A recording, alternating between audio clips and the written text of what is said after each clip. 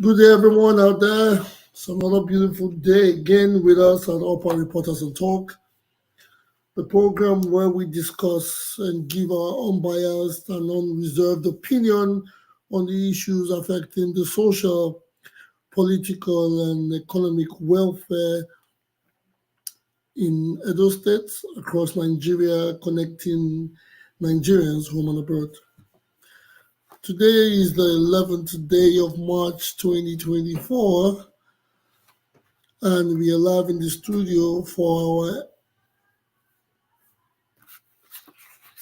11th episode or 11th edition of the program. Today, as always, there are going to be very exciting topics that we have on the queue. But first, I'd like to introduce my co-host, because I'm your moderator. My name is Obaze J, or Bizo J, like people know me. And to my left on the screen is the co-host, Mr. Tegedo. Yeah, my country people are good to know. My name is Tornado. I stream from Japan, and I join my co-host for Texas. Today we get many of book talk we will talk about, and some of the topic we will not finish yesterday. So I promise that we will finish them today.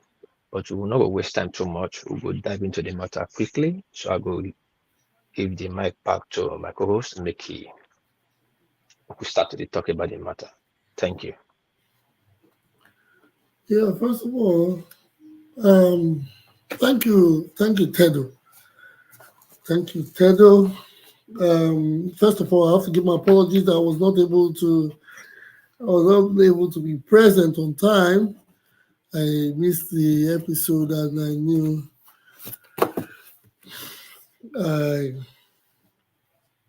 I thought I was going to make it, but there was a change in time, so that disrupted my schedule. Back to the topics. We have several topics for today. We have several topics concerning the political, the social, which comprises still of security, and the economic of welfare of our country and streaming down to our state, Edo State.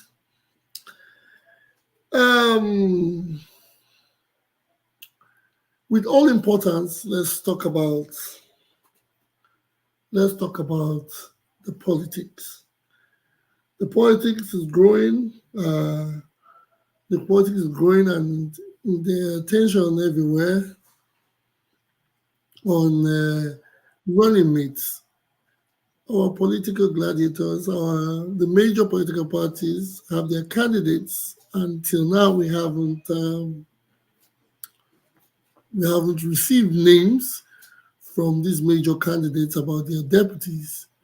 They are still in-house underground work in all the places, but rumors are going around, like for the PDP of Barrister Asue. Yes, there are rumors that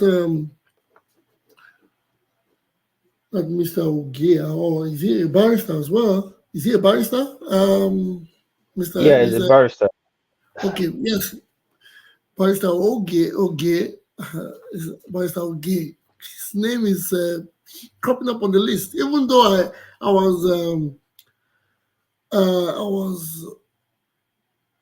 was told, or I came across someone who presented a photo, and then five names were on the list. The names of Mr. Zamare, Mr. Bedihama, Mr. Ewan Sorai, Barrister Ogie, and Barrister Benedio Mosede. These were the five people on the list that we saw that could be vying for that position. And from what we gathered, they are on the these people are going scrutiny as nobody wants to make an error and they are trying to balance it. But the little question I had to ask about that, are they still zoning the deputy governor positions? Is is it on merit? Because from the 5 names I called, I believe that they all come from Edo South. So the major question is, are these positions all going to be zoned, and is it a new polity, or is that a new polity in the system, or basically deputy governors were picked on loyalty or on capacity, character, and capabilities. And these days we are all going to mind how we use our words, but still we're here to ask questions. This program is for us to ask questions, for us to know, for us to be educated on the happenings, to be educated on things that are going on in the society. Um, we don't have people yet in the studio, so the questions have to go between me and my co-host.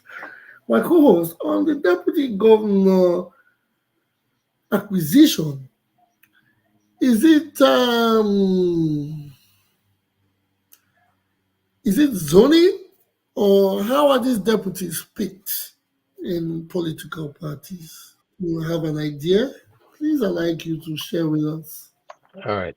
Thank you, my co-host. When it comes to deputy, it not be really zoned by say like that. Rather, they try to pick a deputy from an area to balance the equation for the aspirant.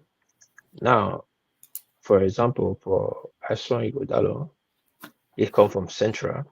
Now they get to go to South to pick deputy to balance out. But the only part we could be a little bit of zoning for the South, you see, the present governor are from Uredo. So if they bring somebody as deputy, they could bring them from maybe Pubaha or Urioma, but from the South. What? So even while they are trying to get the deputy from Edo South, inside Edo South, there is still a faction, or they still have to be zoning. Is that what you're trying to say? Yeah, yes, they not kind of really zoning, but try to pick from an area to rotate it to keep the balance. Since the present uh, governor right now, the sitting governor right now, is from Oredo.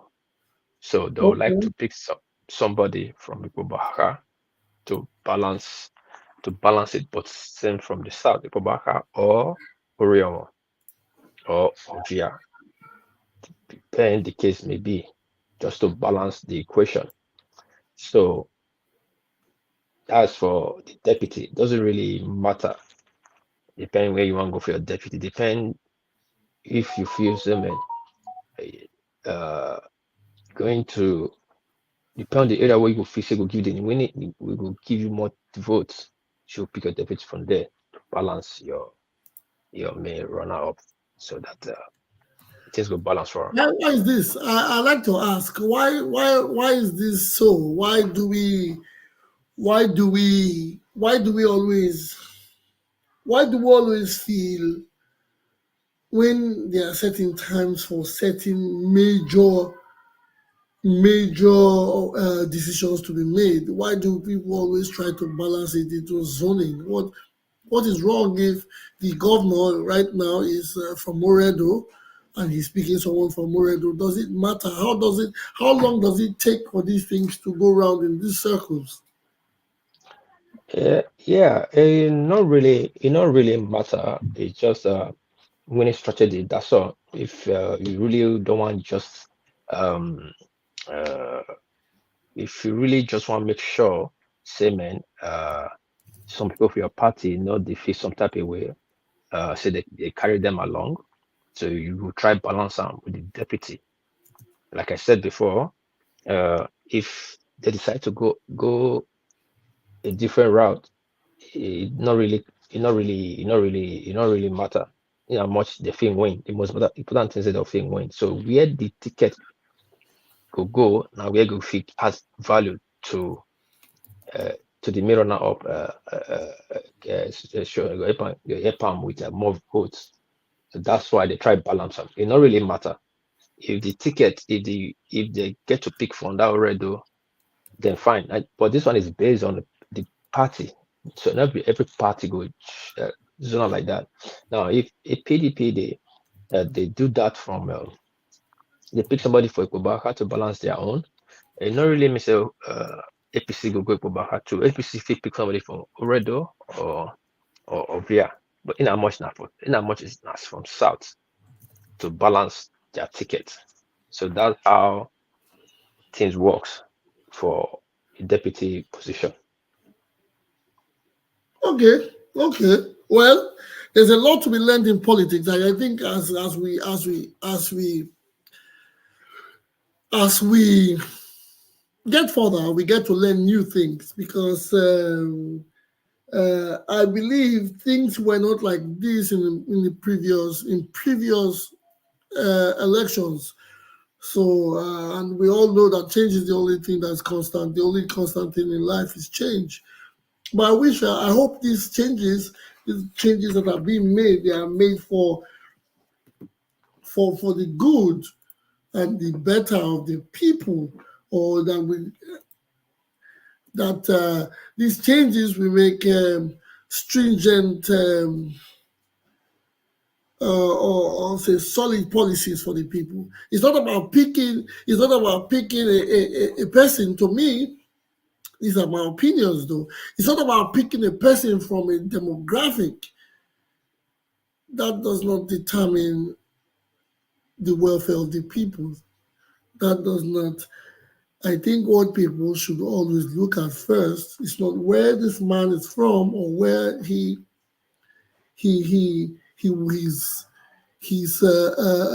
religion is.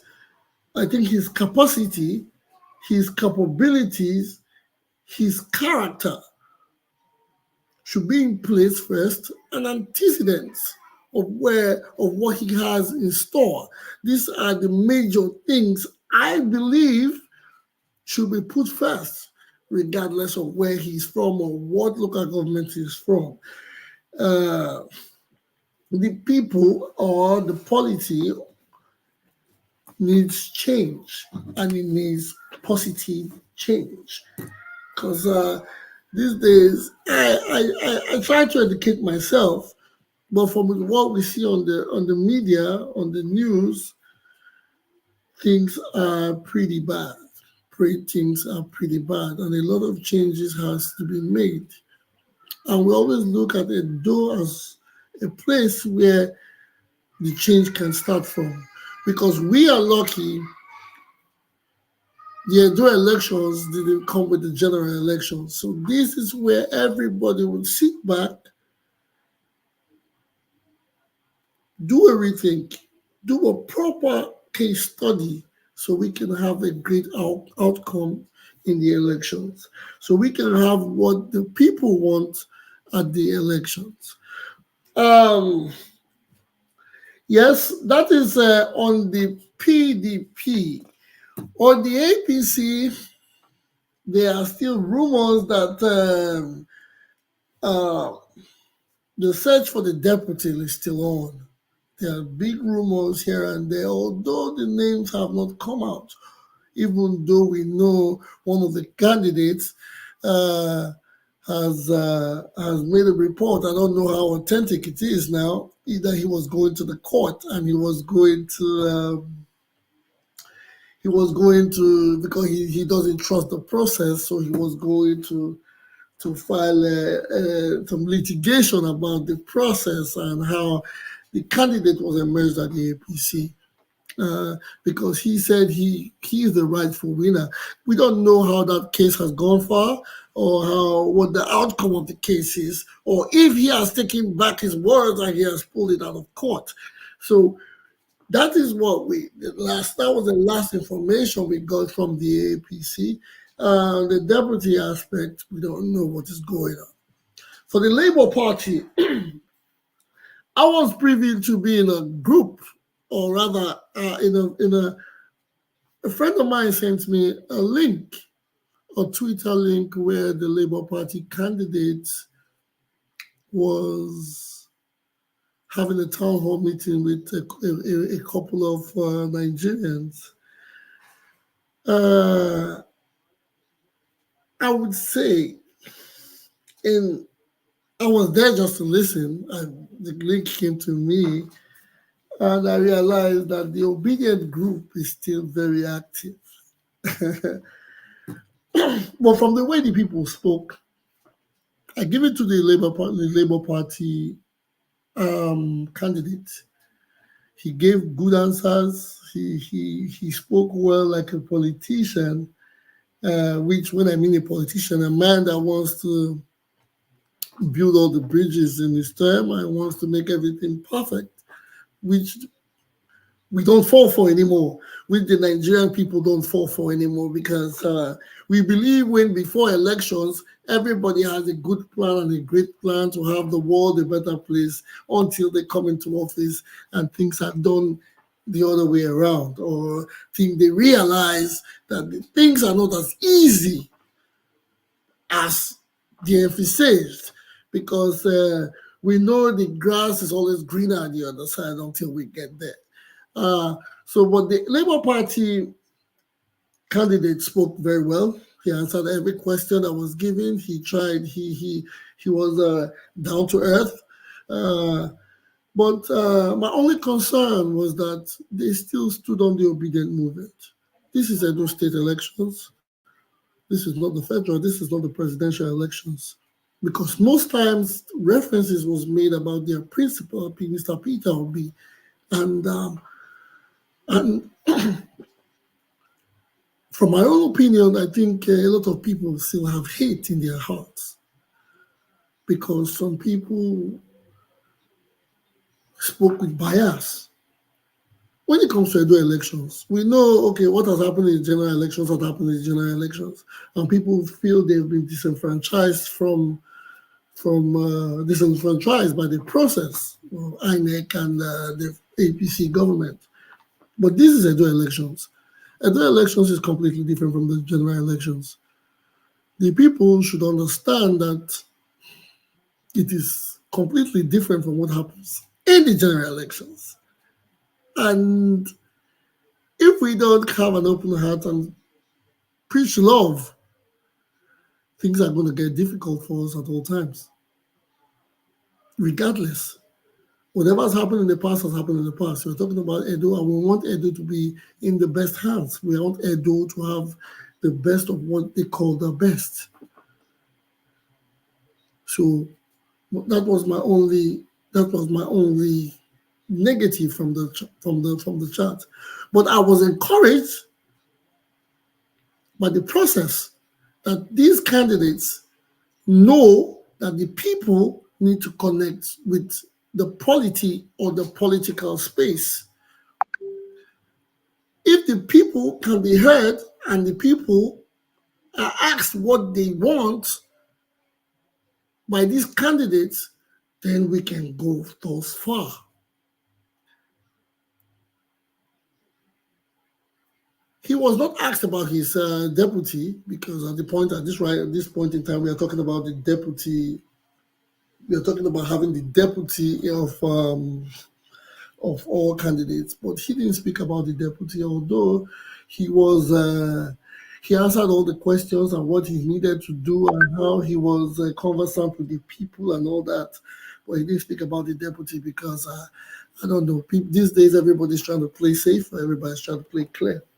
Well, but that was that, and I think that is about it for the Edo State political space on the medias.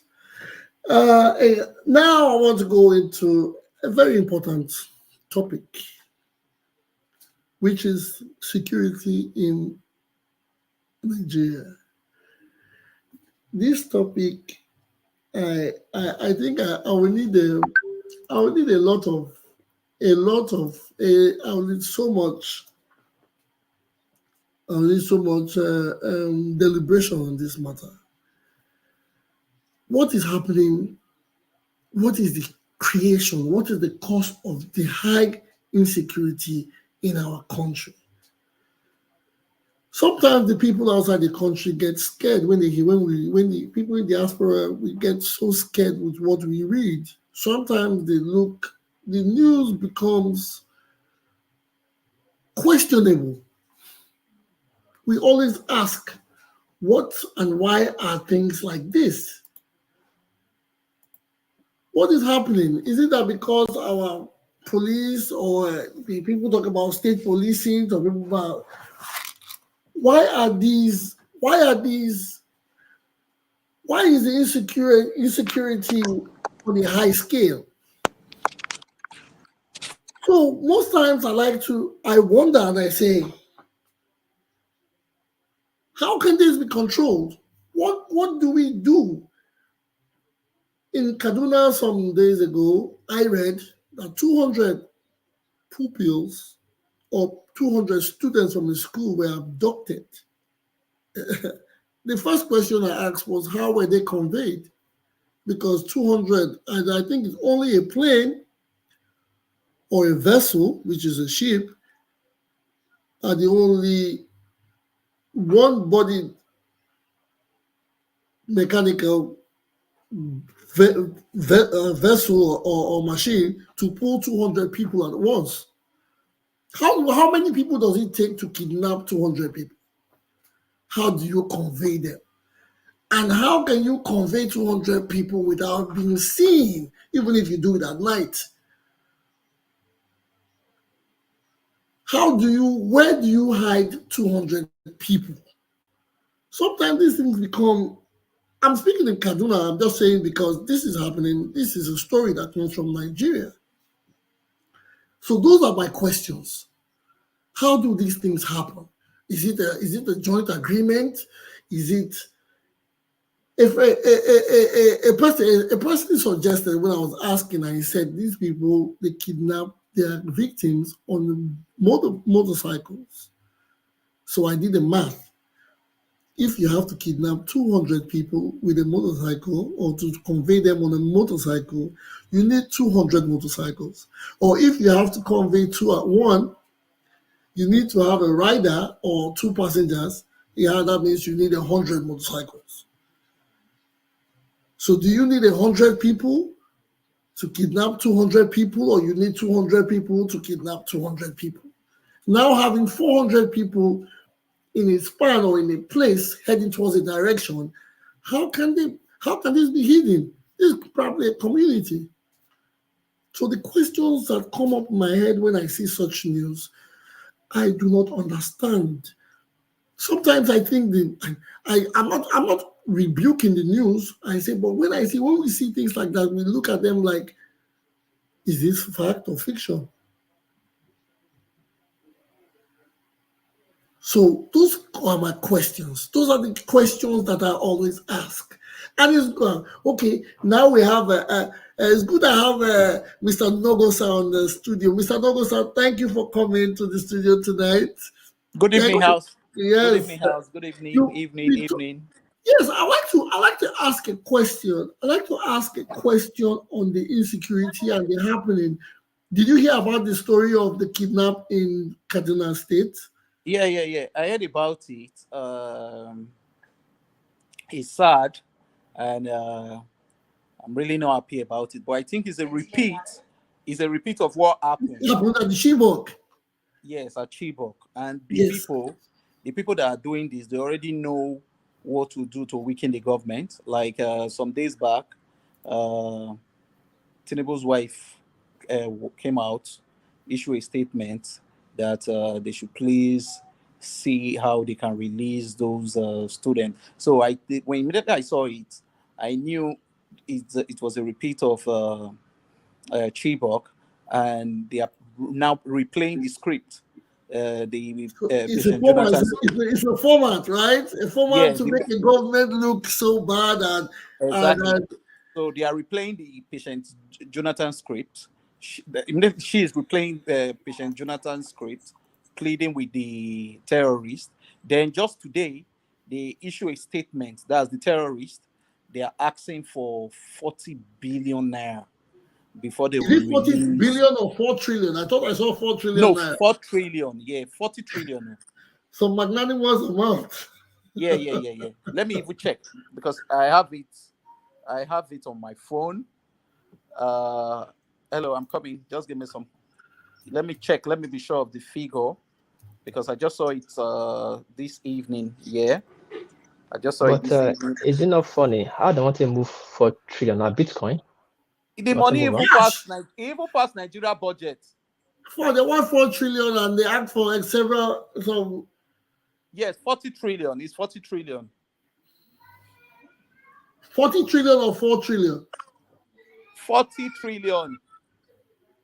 I just checked. I just went back to check the news so that let it don't look as if I'm making up the words. Yeah. Because I saw it and I was like, and I think they added some other things like vehicles, like Heluxes, and so this is why I say this is why sometimes I ask. I said, is this not a joke? Because I know this is the repeat of Chibok, and it's a repeat, and they won't stop. They won't stop. They won't stop. That's just the truth. Because if you look, okay, sometime in January, imagine the January incident too. Now that they kidnapped that was the Abuja one. You remember the Abuja one now? That the security now had to go in. The one that they went into the estate and they hijacked those kids. Yes, okay, yes, I heard that. But they were not up to 200. 200 is no, they were not up to. No, what I'm trying to say here is that these people, they won't stop this act because they are saboteurs. They are looking for a way to discredit the government. So they're going to continue doing it like that. So that's just the thing, man. Yes, okay, like from what I see, they said that yes, like 40 trillion naira, 11 Hilux vans, 150 motorcycles, and release 16 people in their captives. That's in the 16 release 16 people that have been arrested by the Nigerian government. Yeah. Are these people Nigerians? They are not Nigerians. Nigeria is not a market for Nigeria is a market for terrorists right now. So majority of those people, they are coming from Niger, Mali, and Chad and Sudan. I thought. Okay, go ahead. Yes. So is basically looking like a terrorist, a piracy kind of act, where like the piracy act that was happening in Eritrea, whereby you donate guns, you donate ammunitions, they go on a mission, they come back, and everybody becomes rich from that mission. So it's basically what they are doing right now. So, but the truth is that the Nigerian government really needs to shut down the northern borders. That's the truth. Imagine sometime years back, I was in Benikebbi. I went for the first time the rice flag off, where we built the rice pyramid in Benikebbi. I was where the rice initiative was being launched by Buhari. This was before Buhari came. I took some step back. The step I took back wasn't even up to 1 kilometer. And I remember the people were laughing. And I looked at them, they looked the indigenous, and they looked at me. And I asked, why are they laughing? They asked me, because they knew I was a foreigner. They knew I was not from that area. And they said, whether I know where I was. I said, no. They said, you are in Niger. You need to see the way I ran. Yeah, I was in Niger ground. Yeah, they told me that where you are standing, you are in Niger. Right now, you are in Niger right now. So, Nigerian government really need to do a lot. That's why it's not Buhari came close, shut down the border in the south. What about the border in the north? The north is a problem. So that's the thing. These people, they know, because normally to them, they are already living this. There's a word I want to use. Let me just say they're already living this terrorist act life already. Is it already? Yes. Nomadic, you go and you go and they conquer. Yeah, let's not use like nomadic, because normally nomadic are not even supposed to be terrorists. Nomadic no, they're not from terrorists, but when they go, they send and feed from wherever they see where they go. Exactly. So now they have seen it that it's paying off, and we won't just give it, or we won't just accuse the foreigner, the outsiders, because there is a Benin proverb that ofenorowa or tamofenorowe wewaerowa. So there is always an insider Insider. in the The Nigeria army. the house cannot break without an insider. Yes. Yes. So there's already an insider who there are people gaining from it. There are people, whether you like it or not, there are people that these terrorists are, they are feeding off these terrorist acts. It is scary because when you see demand, when you see things like this, it makes us wonder. I said that I was going to really talk about the insecurity and how it has, although when I saw it, I said practically this is the same Chibok format where 200 and more, over 100 people will be abducted. And I questioned the Chibok. Forgive me, but I questioned the Chibok abduction because at some point I wanted, if pupils are being abducted from a school, some certain information has to be retrieved, some data. When I mean data, a school has names, address, pictures of their students. A school will have address. A school will have a picture, just like when we were in, maybe before we did our junior secondary. You needed to submit a passport of yourself with your name, and a form has to be filled. With that form, the information is there. With the school system, or from the bursary or the administration of the school, the name and address and parent and details of the student has to be there. So why I'm saying, when people are abducted in Nigeria and those informations are not let out so people can have an idea, to me it becomes suspect. But who am I? I'm not a security operative. I'm only here to just deliberate and talk about certain issues regarding our people. So it is heartbreaking to see that things like this are happening in across the state. And this is Kaduna that is happening. There probably was others happening in different states. It is mind blowing. Going back to the Edo State, yes, again, there are some insecurity news coming from Edo as well. Although those are other normal issues. My co-host, I'd like to ask, what do you say from this what do you say from the Kaduna crisis, the happenings in Kaduna? What do you think? I greet you, I greet everybody. It's a funny case, it's a very sad situation.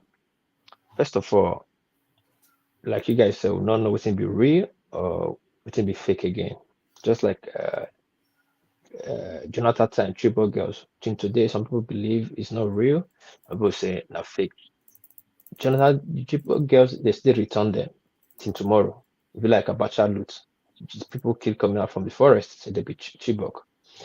Now, like you said, my co-host, we had which car at 911 they bring come, or na Lozeros, or na Tipper, they bring to carry 250 people. That now one full size of Airbus or Boeing 747. So imagine the kind of crowd of people, of 200 and something people they carry, which the logistic where they carry the pass where people not see them. Is the school located inside forest that they could just come carry people from one forest and that forest, nobody will see and nobody will talk. And again, I don't think this administration of Tinubu is going to be like say at the same thing of Buhari. We keep hearing marching order, and nothing they change. They don't they march anybody come out from the forest. They don't they parade anybody they don't arrest. Every time they kidnap or something happen, Tinubu will say, I give them marching order. Same thing Buhari was doing. When we go yesterday, they change all the military head, military apparatus, change them of this matter. Who they resign? Nobody. What is this guy doing? Uh, Who? what's his name? Who? This guy, the NSA guy. What's his name? For my ESCC guy. Ribadu? Yeah. No Ribadu. No Ribado. What's he doing?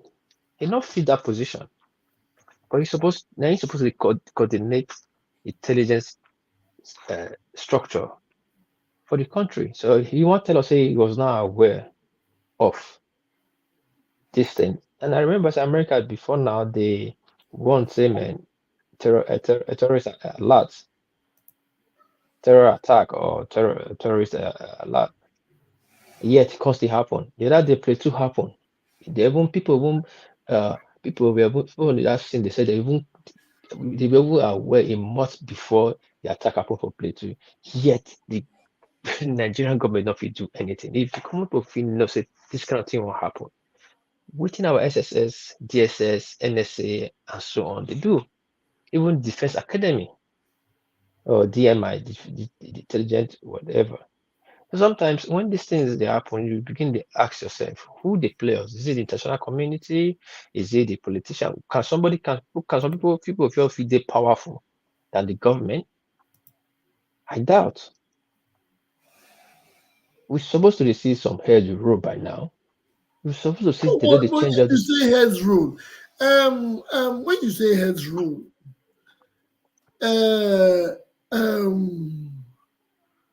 which heads? Yeah, people come from wherever. Maybe like Mr. Logos are trying to educate us that they were not Nigerians.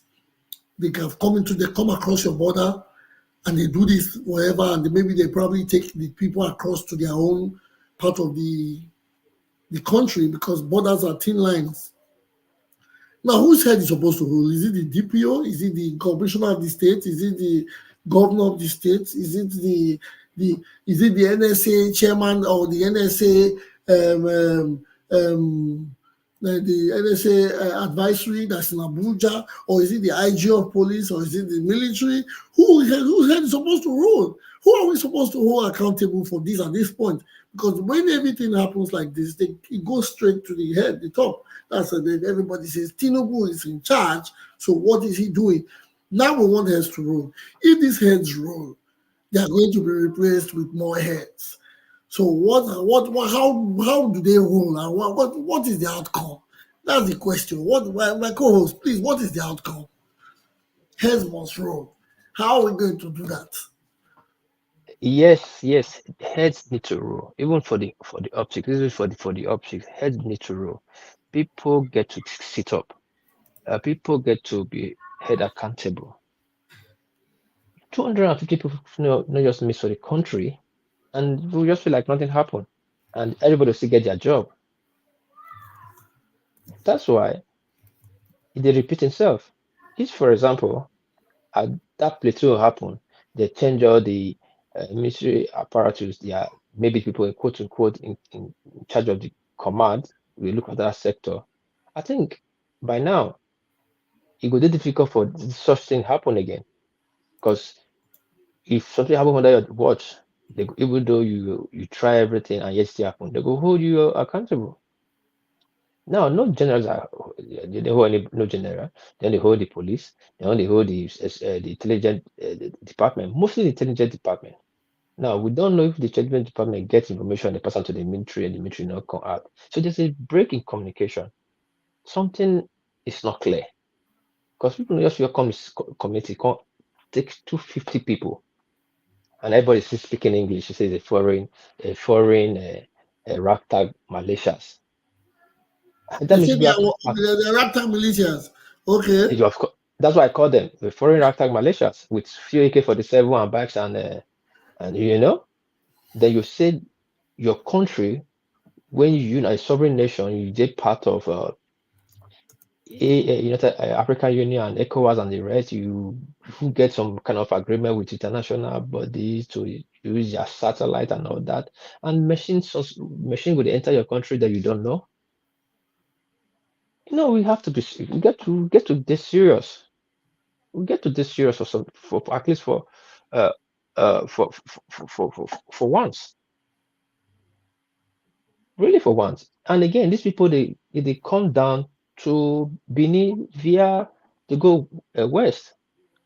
It's becoming a very big business now. Look at that Akoko Edo Aziz, Kogi Akoko Edo Aziz to Ondo Okada. It's no go zone anymore. Yeah, they strike for Ekiti. Take 2 of their monarch people, enter the heart of Ekiti, kidnap student. That was very funny. That was the height. That was the height. No, but okay. Because now I think, like Mr. Logos has said, anything that happens in a place has an insider. That's what our beliefs are. Because there was something that there was Abacha saying. They said when insurgents happening in the country for more than 24 hours, the people are aware, or the people are a part of it. That was Abacha's saying some years back. That's a quote. It's not my quote. Now, when you see things like that, and you get it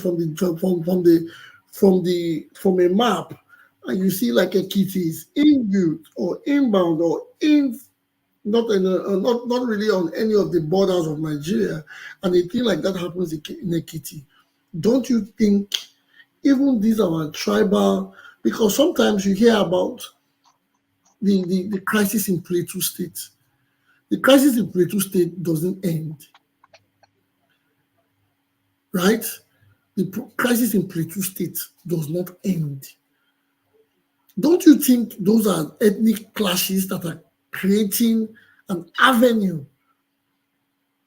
to bring such unrest, and we want to place it on the general insecurity towards terrorism? Because if you're talking about people coming from Akoko Edo, where are they coming from? You talk about Kogi and all. Are they what part of the world? Are they coming from Niger Republic, or they're coming from Cameroon, or where? Because now people are letting us there are people that are trying to let us believe that these people that come into the country or these people come from out of the country to create this mayhem.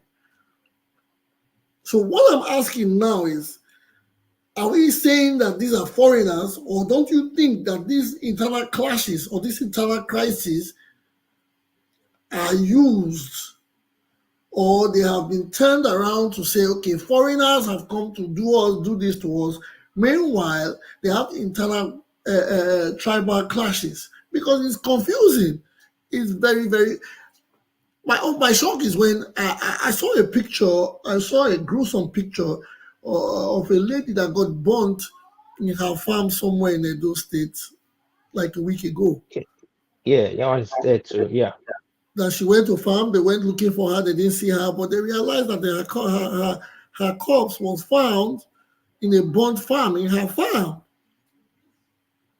So when you see things like that, and this happened somewhere around Owa, the Owa area that's the area Owa Akoko Edo Aziz that yes, use that place. Exit.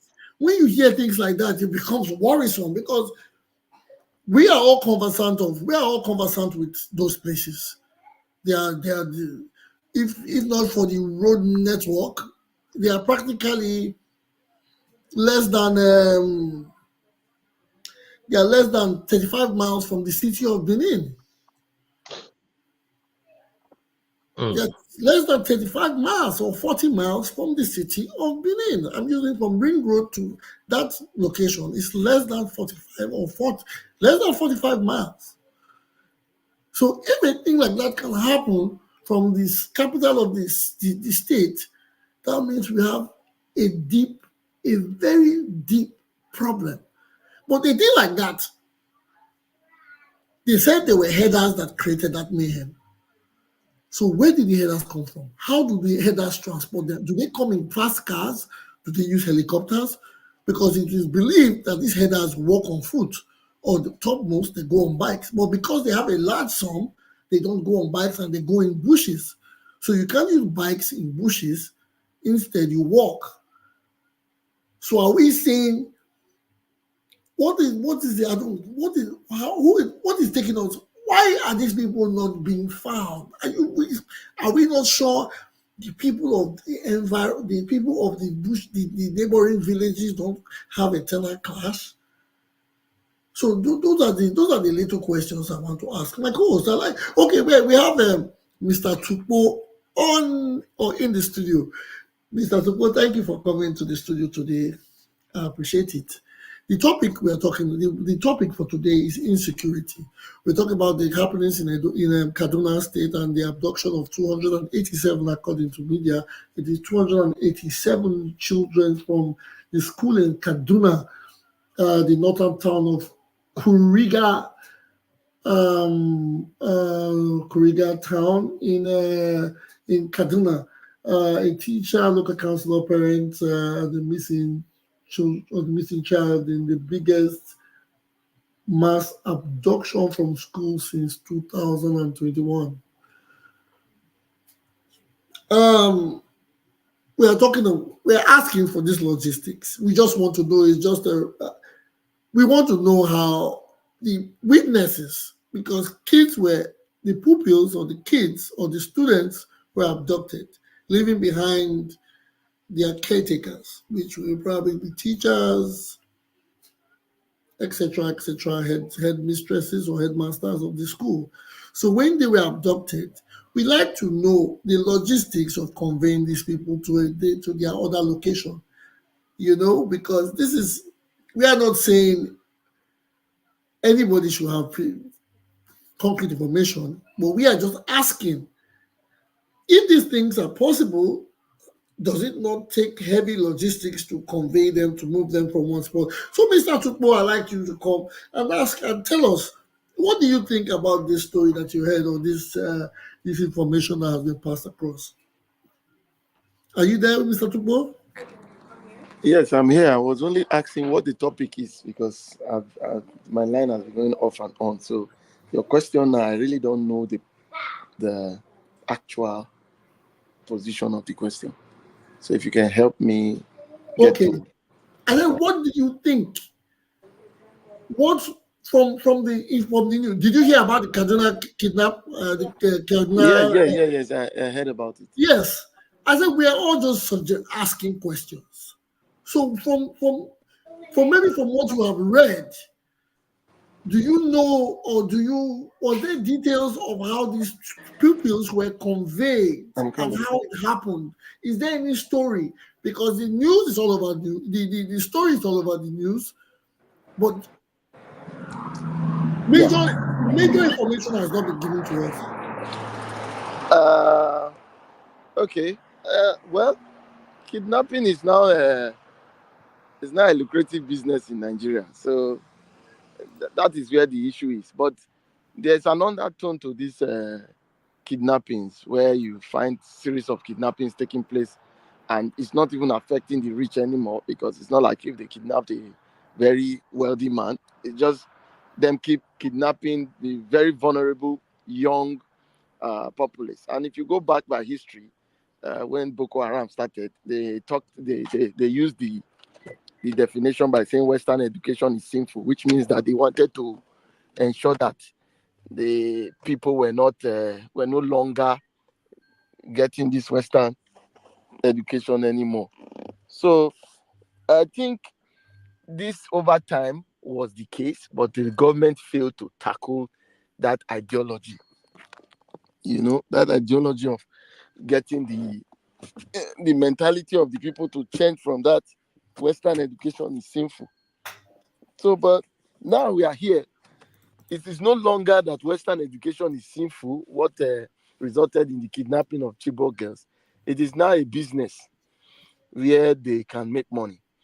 And if you understand the poverty in the north, you understand that whereby a group of men, 5 or 6, come together to carry out a raid, and end up making $2 million from the raid by just and share with their locals, share with the community chief, community vigilante, and all that. It becomes an avenue for revenue collection.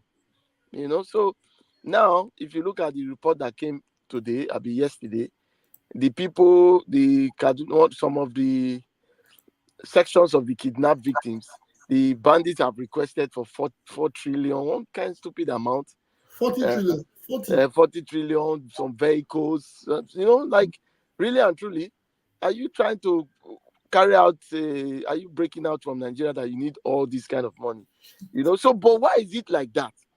You first and foremost need to understand the terrain of Kaduna. Kaduna is a terrain in that northern region that has no bush. So if you have lived in Kaduna, you understand that unlike the Sambisa areas and some other part of the north, Kaduna is strictly dry land. That's why the Nigerian Ordnance Depot and all those military formations could situate their base there. They could easily get an underground and all those things. Why? Because it is dry land. So from area surveillance of Kaduna, you can see a rat running in Kaduna at wherever location it is. So if the kidnapping that took place ended up disappearing 200 plus students, it is funny because there's a start point and there's an end point. You understand? Where did the people start from? 3 people cannot go and kidnap 200 people. No. Definitely they came with bikes and kidnapped 200 people. And definitely they are going to take them somewhere where they will house them. So good. Now, if they came with bikes, it's a minimum of 100 bikes to take 200 people. Exactly. And it is 200 plus people. That means you have like over 150 bikes to convey 300, almost 287 people. Exactly. And so mind you, they did not come like say you are going to leave and get the boat there and do a 2-3 hour journey to get to Benin City to do this kind of heist. It was done within a certain terrain. You understand? Because majority of the movement will be by leg walk, after which they can use bike. And we know the speed that a bike can do within those terrains. Now, you still need to put into the fact that there is a vigilante operating in that locality. There is a communal living that operates within them. So how come that the people who are the fathers and mothers and relatives of these children have no idea? So it becomes an organized crime that involves the local government chairman, the councillors, the security architecture, the vigilante, and all of them. This is just an avenue for them to take money from federal government. Because if the federal government should give the Nigerian police $200 to 300 million or even $1 million, as the case may be, to say go and fit out these guests with $1 million, they can be able to get. They can hire. They can hire mercenaries who use all these drones and everything and come and do area surveillance, map out the look at footprints and check everything and be able to get where these exact people are. You understand? So, but the government will prefer to pay the ransom of $2 million to these bandits. So you now ask yourself, what is really going on? Is this another avenue for just siphoning money, or I don't know. So the government is complacent. The people, in short, everybody.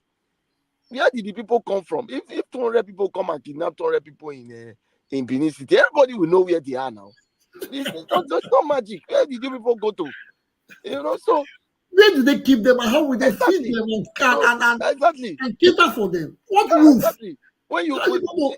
If foreign countries by now we check the purchase of goods in the market to see who is buying more and who is buying bulk, where they are taking them to. You do proper investigation. But in Nigerian case, they prefer to be negotiating the prices of the terrorists. And who are they negotiating with? Who is passing this information? They have a spokesman who is the person of Sheikh Gumi, who has been very vocal about all this. Till now, is he the spokesman? Has he not come out to claim to be speaking on behalf of a certain people who we know not? So the government by now should start looking at maybe finding ways to initiate state police and let states that are ready to be paying ransom continue to pay ransom with their own money. Because everything seems to fall in the hands of the federal government. Oh, federal government did not cause the kidnapping of 200 students in a very small town in Kaduna. There's a Kaduna governor. They are local government chairman. I think Kaduna was the only state that did a local government election that brought multifaceted political parties. So which means that the government was not, it didn't write a result. So everybody should come to the table now. You understand? And ask questions. What happened? So Nigeria cannot continue on this trajectory. They will not continue to give us bad name as if the full Nigeria is a kidnapper venue. This northerners government should deal with issues. People should be held accountable for such errors. There's a DPO in the police station there. There's a commissioner of police in the state. There are DCOs in the units. So what are they doing? How come they always quick to how much they will pay? Kaduna State is not that. It's not that urban. It's not that. Not that rural. That we will say it's a state that the people are not so exposed. It is sad that it's coming from. Exactly. If you look at the formation which the British gave to us, Kaduna was supposed to be the nerve center of the north.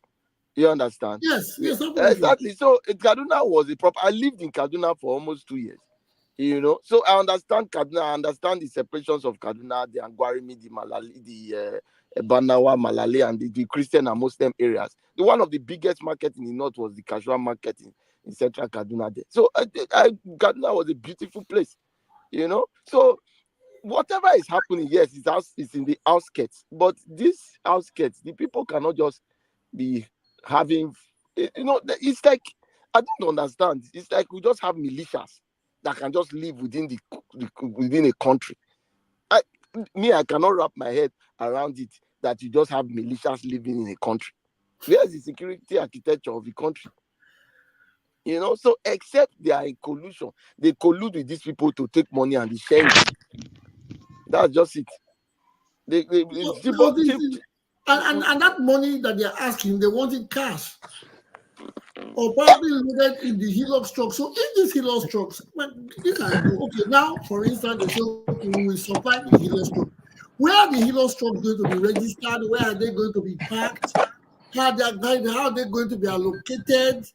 Now they want 150 bikes. Or is it a contractor that is trying to get contracts? Can I say something? If you pay out 40 trillion or whatever trillion they ask of in dollars, and Nigeria is looking for how to put money into the economy to raise dollars, is our dollar not going to go up? So I don't know how the government is going to mop up the money to pay them, then get the vehicles like you just said and supply, and the people will use it conveniently within a territory. That means there's a territory within a territory. So Nigerian government should just stop all these things. I don't know the sentiment. I know. Bola Ahmed Tinubu probably understands what's going on. It's no longer. It's just a thing of sabotage, ethnic.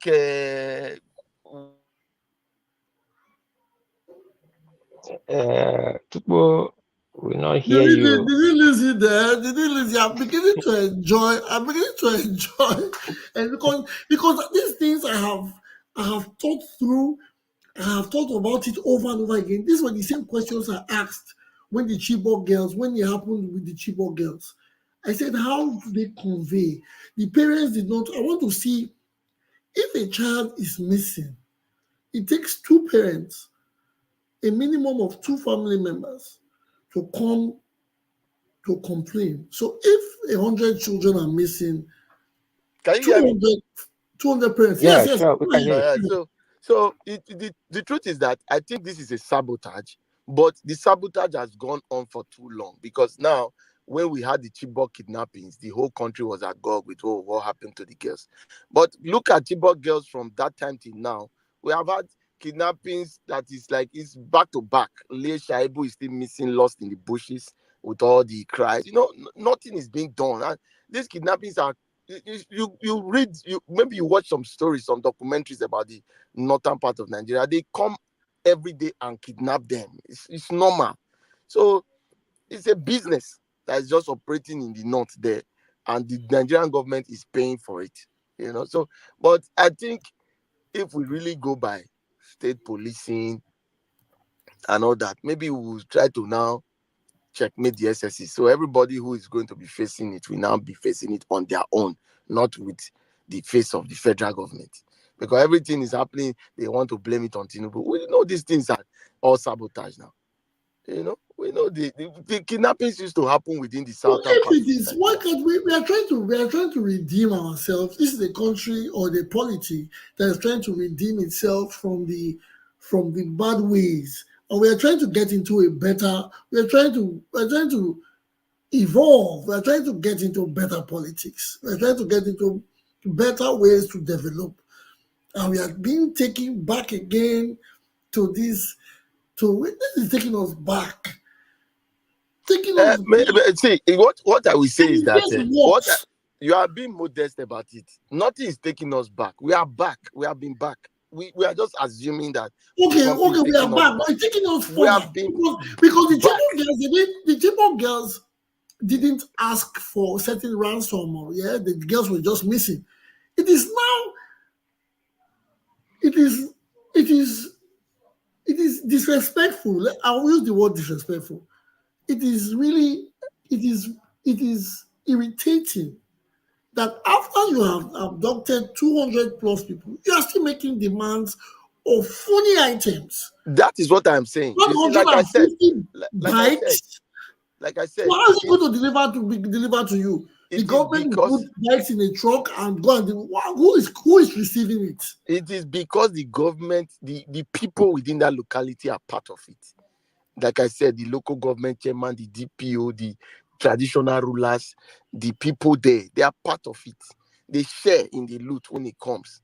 You understand? These people are going to spend this money. Now, even if you don't pay them or give them all this one, then you end up giving them 100, 200 or 500 million. They are going to spend it within that locality now. So they are going to settle people now. And definitely they are not going to release the girls. It's not as if when you just pay them now, the 200 girls will be released. No, those girls have already been kidnapped for some certain reasons, maybe slavery, marriage, forced marriage, and all that kind of thing. So, but they just put all these things in front to collect more money to continue to perpetrate their act. It could just even be one government official that is just even trying to collect money, that is even making demands for the kidnappers. Nigerians are crazy, the kind of things they do. So, but what is important is, or what I'm saying is that they have not set us back. We have remained backwards. And why is it like that? Because most of the people who we find as leaders today or who we praise are people who created all these crises. They know. See, to tackle this thing is very easy. Now we know that there's prevalent hunger in the north. There's so much amajiri everywhere. Yes, so everybody's seeing that a lucrative business to cash out, kidnapping and all those things. But there are some kidnapping that are perpetrated by state actors. This one must involve state actors. 200 people. They definitely did not go there with hunter guns. They went with AK-47 and all things, are protected by some kind of group of state actors. They cannot just be missing. 200 people just vanish enter bush with all the kidnappers. Even the funniest part, if 200 students are kidnapped, the parents are supposed to be out there protesting. Well, the parents cannot protest. That's the issue. The parents cannot protest. Why can't the parents protest? Because the kidnappers live within the community of those parents. I watched a video on one documentary on one of these stations on international communities, and a woman in the north was interviewed, and she said clearly that they see government come once in a while to come and arrest most of these Boko Haram people around them because they all live within them. So, but they are tired of giving out information to government about Boko Haram or whatever terrorists, because when they give out information in the afternoon, in the night, these terrorists come to kill them. So, you live in a poor community, Bilingwari or one funny place that you are staying. Your two daughters have just been kidnapped by people you know. You want to go and protest when they come and kidnap and kill you and your remaining 3 sons. You will just let it be because the government has failed the people. You understand? Nobody is ready to talk with the government again. Even the Nigerian military, I can tell you a story. A man told me a story. He said he served with one of the command at there was one operation they did that time. in the north when they were fighting Boko Haram. Crocodile. As a military officer, he said that anytime that they were going on an operation and some of the Muslim or some of the other guys decide, say, oh, we want to go and pray, we can't follow you on this mission, they don't go because it's an ambush. Those people have information. You understand? He said most times when they want to, maybe they are in the camp and all their other colleagues decide, say, oh, we are going to pray or we are going to do one thing. They all of them say, oh, well, let us all go and pray. We will guide you while you are praying.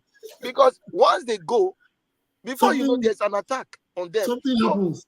Yes, so nobody trusts anybody anymore. The whole thing is so polarized. Everybody is afraid. Nobody wants to leak any secret because you don't even know who you are leaking it to. So the system is very bad. That is why Nigeria need to throw out the constitution is operating right now. Bring a new constitution. Let everybody go and govern themselves. So if you want to sell out yourself, go ahead and sell out yourself. That is the way to go right now. Tupo, make I ask you a question. The other time we heard something happened for Ekiti. They won't buy two of their traditional rulers, go in the heart of Ekiti, kidnap student.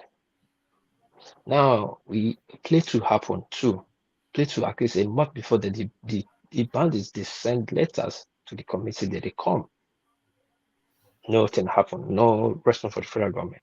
We moved that today. Till today, federal government will not parade anybody with the arrest for Plato. And now this one happened for Kaduna.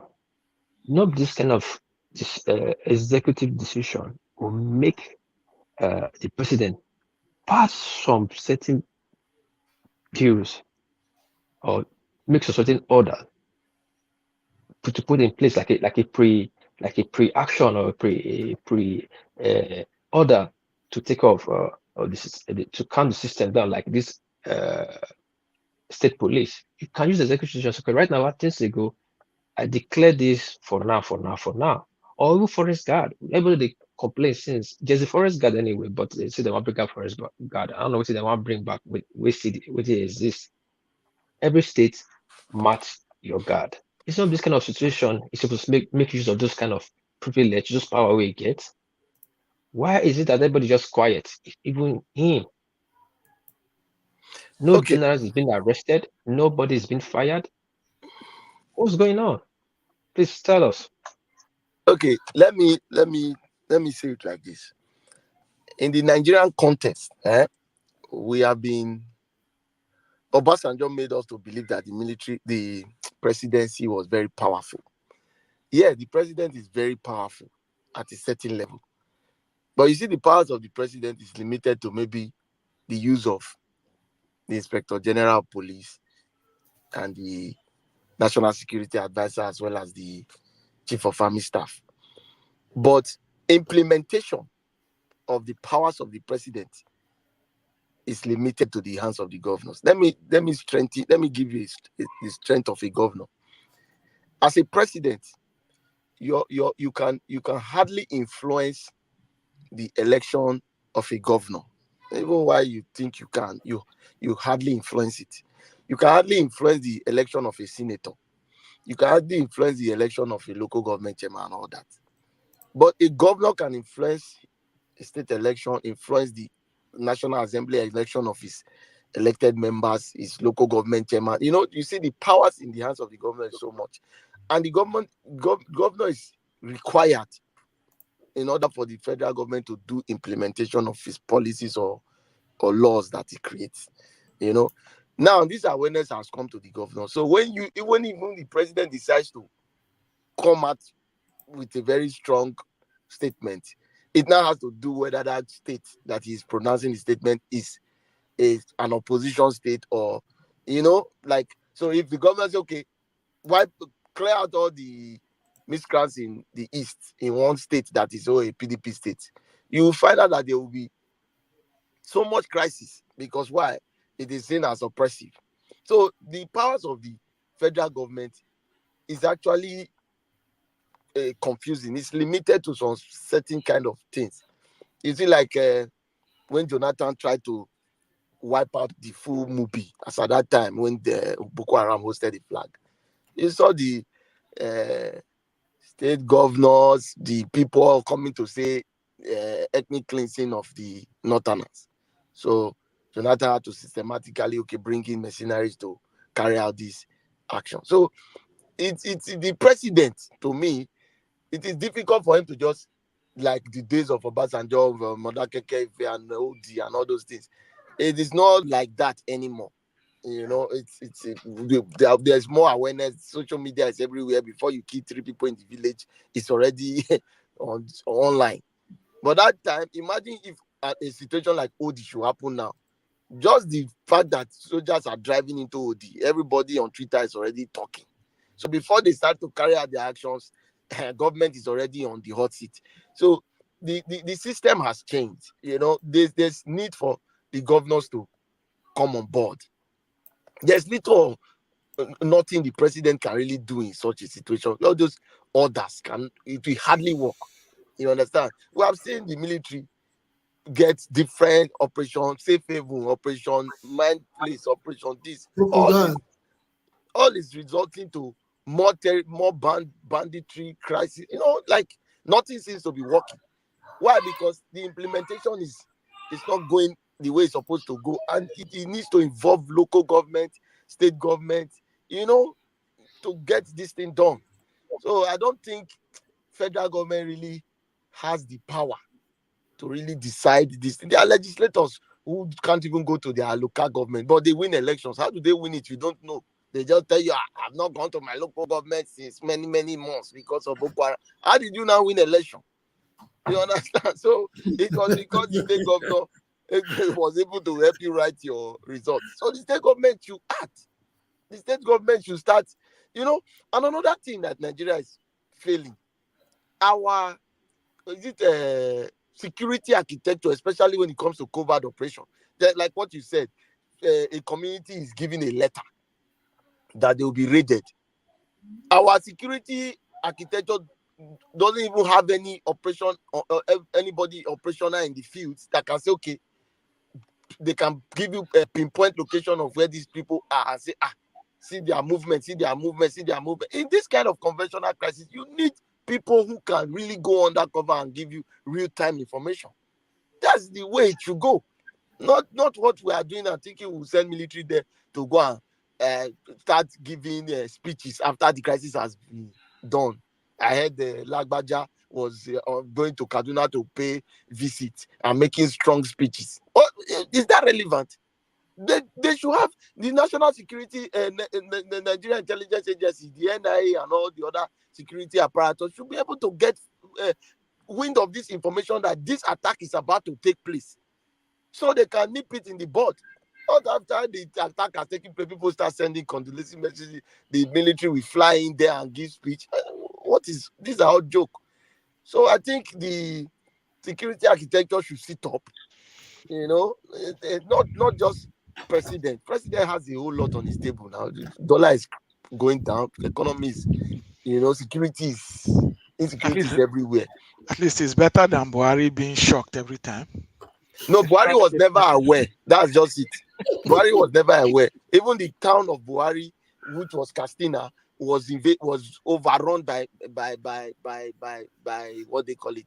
But I don't want to use some kind of statement about Buhari, because if you really go by history, statements he made from time immemorial, these are all the things that we are facing now.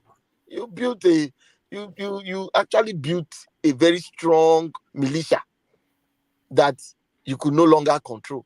That's just what's happening, because they were all part and parcel of all this, the emergence of all these people, all because you were in the opposition. In Nigeria, once you lose election, it is either the country burns down. We just feel that, as long as I know win, or as long as I know they there, let us destroy it. So until we change our mindset to start realizing that Nigeria belongs to all of us. So whoever is ruling us doesn't matter. We should be able to defend our country. And maybe then we'll start making forward. But when you are not in power, you start saying the blood of the baboons and everybody will burn down. I don't know what you are expecting. So that's at that time when Jonathan was in power. Almost 10 northern states are declared Sharia. What is going on? Like what? What is happening? Why all this unnecessary violence against a sitting president? You know, it is already starting now. Tinubu is not even properly seated. We are seeing some kind of statements from northern elders, this one, that one. You heard that statement like Babangida giving us, trying to make statement about military. You know, these are not what a senior citizens should be doing. They should be putting heads together to find lasting solution for our crisis. You know, that's what I think. It's not just about the president.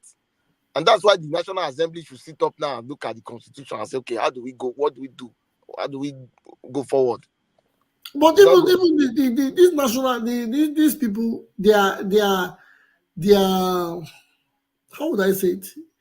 You see from their body countenance, they are not bothered. Because if when things like this happen, the next day you see they are going to make crack jokes at Wigwe's funeral. You know why? You know why it's like that? Because they Their are National Assembly, their because they are body actually countenance not was not leaders. 10. The truth What is that they are actually not leaders. They are actually businessmen. You know, dressed up as politicians. They are not leaders. If you look at history and you read the likes of Awolowo, Ahmadu Bello, you should understand the ideology those people brought. It was about their people. It was not about them. It was the people. It was about the discussions of Ahmadu Bello as at then was about the people. So whatever negotiation with any group or any ethnicity or any region that will bring betterment to his people, that was what he was interested in. So even at the time he was not giving the slot, or when the British was negotiating Nigeria and he said, okay, you should come and become prime minister, he said, I cannot leave my people. You understand? I will stay with them so that I can ensure the growth of these people. And he nominated Tafawa Balewa.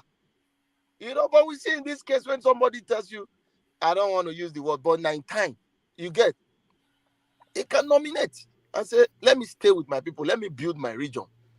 You get, let me hear from them so that I can, anytime I have the opportunity to speak on their behalf, I will know what to say.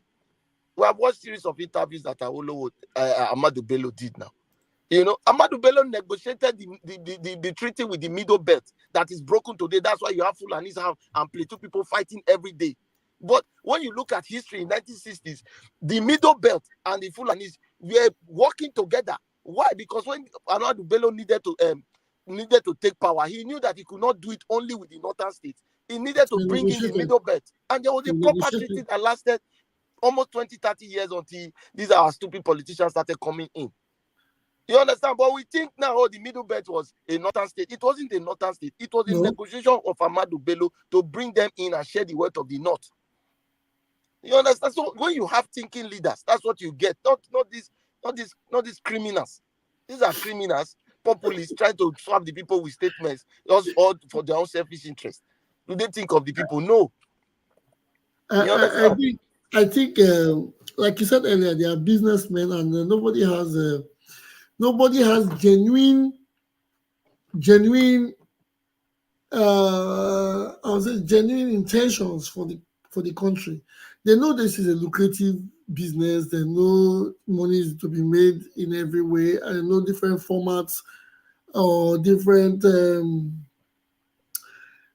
propositions can just fly. So no, but can I ask you a question? Because coming to think of it, the Nigerian budget is not up to 40 million. It's 40 trillion naira. The Nigerian budget. And I think so. Guys, it's up to 40 trillion. No, it's about 27 trillion, something like that. The Nigerian budget should be 28, or 28.5 or 28.7 according to the January. But then you should know that this is a sabotage against the city government. Some people that don't even know what they need money for, they want hillocks and bikes, are asking for a fee almost times 2 the budget. Like I said, it's something to show the government in bad light, and another way to tell you that don't ask for these girls. We have already taken them as slaves, and we are going to use them in our bushes to do whatever. They have been sold off. You know, that's just the reality of all these things. The leaders are no longer responsible for their citizens. That's the discussion we should be having now. Why do we have leaders that don't care about the people? Why do we have leaders that don't care about the people? I know why I'm trying to quote Ahmadu Bello. Ahmadu Bello was one of the best leaders in Nigeria. Not even Zeke. Even when I want to say, oh, the Northerners did this, did that, he negotiated for his own people. Negotiations. No, Everything is set but out again, if you want to be a leader, you don't negotiate for you negotiate for the people, not your people. Yes. You The negotiate likes for of the people. You don't have to negotiate for only people in the northern exactly. axis. You negotiate for Awolowo the did the people same thing, in your negotiated state. for his people, ensured that there was education for his people. Everything that his people needed to live as a people. That was all the negotiation he was doing. Okay, we now have the likes of Gumi, who thinks he wants to step into the shoes of Awolowo. All the negotiation he's doing is how we pay ransom to kidnappers and bandits. What is going on here? I don't understand. So maybe we need to start to rediscuss the country again. We need to just stop everybody and say, wait, let's start again. Wait. I think everybody should just go and drink something. Everybody, yes, just hold on. Let's just start all over. Shut your TV, shut your apparatus, just go and drink something. They will come back on Monday. Everybody, I think we need a long holiday because because it's no longer. It's no longer what the people will get, how the people will live. It's just about them trying to tell. They are selling themselves now. You see, like an argument of when I was in government, I didn't take money, I didn't touch money. That is you selling yourself. You are selling your personality. You are not selling me. You are not trying to talk for me. You are talking for yourself. You are becoming a populist. You want the people to love you. The people naturally love you when they see what you can do for them. Exemplary leader. You don't drag it all. It must not be you. It must not be you. Awolowo, Ahmadu Bello did not need everything to himself. You understand? The people, easy. You negotiate for your people. You talk on behalf of your people. You look for better ways that your people can live well. Not everything to take money from federal government. Always negotiating for terrorists. What kind of leader is that? It is becoming alarming. And there's this other one that we talked about earlier on.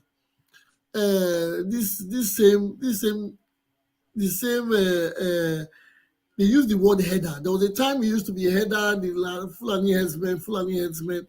They say these things still happen in some part of Edo State. I'm bringing it back now to Edo State because I saw a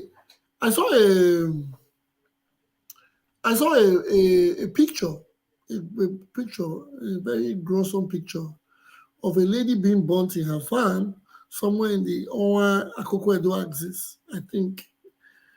And they said it was a normal occurrence. People go to farms and they don't return. I think she went to her farm. She didn't return after certain days. They went to find her and they realized that she was already decomposing. Can I say this? Let me just say this. You see, I tried to give you the negotiations Ahmadu Bello did with the Middle Belt. You see, were we not having cows as at 70s and 80s walking around our streets? Yeah, even till do you think the cows were flown to Edo? They came through that same pathway that people are passing today, through the Middle Belt, the Plateau, the Benue, through the water side of Lokoja back to Okene to Benin. That's the route they have been using in the 70s. But why was there no violence? Because the negotiation between the Middle Belt and those headers were still working perfectly well. The leaders were transparent in their discussions with every ethnic region arrangement. But because we now started having leaders who started thinking of politics, how to win election, so they are looking for how to militarize certain people in order to win election. That's why we started having this crisis. So if you now look how it has now come to Edo, like I said in one of our discussions, by the day Buhari decided to remove all the checkpoints that Jonathan used to cage those militias in the north, that's when these militias tried to run from the guns of the Nigerian military force, use this same route headers have been using to carry cow to match their way down to the south. under the disguise of say they are rearing cows with AK-47. So it was that's why I hate to profile the Fulanis as just herdsmen and killers, because what they did was give us a mentality that makes us profile every Fulani man as a killer herdsman. Yes. So, but this was just militia Boko Haram members who used this channel to come to the south and dwell with them along those bushes where they were living, and decided to continue to perpetrate their evil act. What is the state supposed to do? The state is supposed to go into the constitution and look at how we have constantly managed our forest, and know that, okay, it's not going to be business as usual. You need to add technology. You need to be able to map it properly. You need to clear your bushes. You understand? Yes. You know, normally during dry season, we set fires on our bushes. When you drive from Benin to Lagos, you see that they have burnt all the bushes. You need to put more technology in doing these things. You need to find ways how you can make your bushes, create inroads into your bushes that you can easily drive through. It doesn't necessarily mean that it must be a third dual road, but routes that forest guards or security men can use to walk the bushes. So if the government is not thinking of all that, and all the government is thinking of is how to get a successor into power and steal money, then you cannot blame anybody now. No, but it's at the expense of people's lives. Do they care? If the people that who is going to vote for you next time, at this point in time, it is happening. It is happening in our own state. That's what I'm saying. That is what I'm saying. What is the government doing? Yeah, they say they set up vigilante. The vigilante, they've all been armed. All the hunters in Agene, Bode, Aziz, and Fuga, and the rest are all now under the those security network. They themselves cannot hunt. The women cannot go to farm. They've been raped, brutalized, killed. But is it working? No. So why is the government not looking at how to invest into technology on how to manage these our bushes?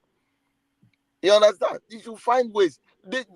If the Fulani men have it, because this it's not as if these headsmen, I don't want to call them Fulani men, these bandits and criminals, if they have a route that they pass inside that bush, trust me, they don't just run into the bush and just pass any route. There's a particular route they use. Why can't the government find out that route? Because it's not like you don't go to the bush. I don't think it's a hidden route, because I think the people that live in those communities have ideas of those routes. But the people in the communities no longer trust government, because they can now come and tell you that, see where the bandits are.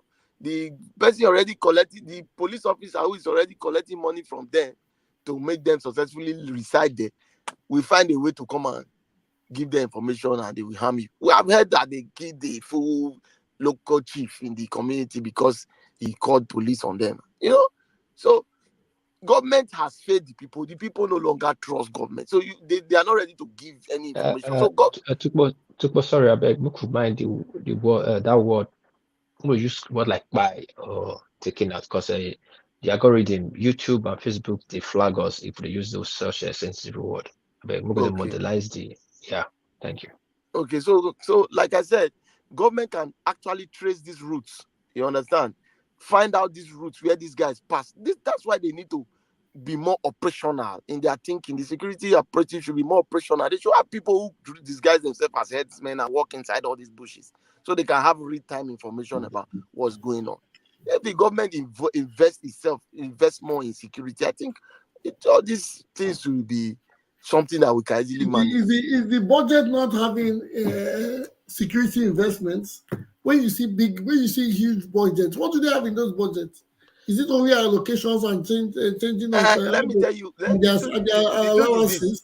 The truth is this: why do we expect that a government will leave power after 8 years, contest for presidency, have excess money that never runs out, have property everywhere? Where did the money come from?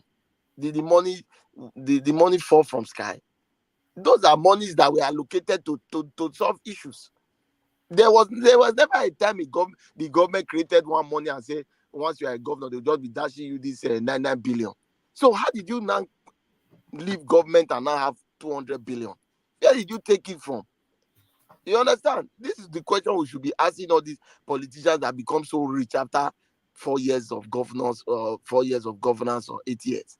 How did you become so wealthy? When the money was coming, how were you take which constitution, or how was the document that was paying you? We should look at the budget and say which one made you so rich. But these the same monies that were allocated to run our forestry. Those are the monies that people have, because you as a regular Nigerian, you don't even think of forest guard. You don't think of the money invested in clearing forests. You don't think of all those money. But that money is there, that is used to manage our bushes.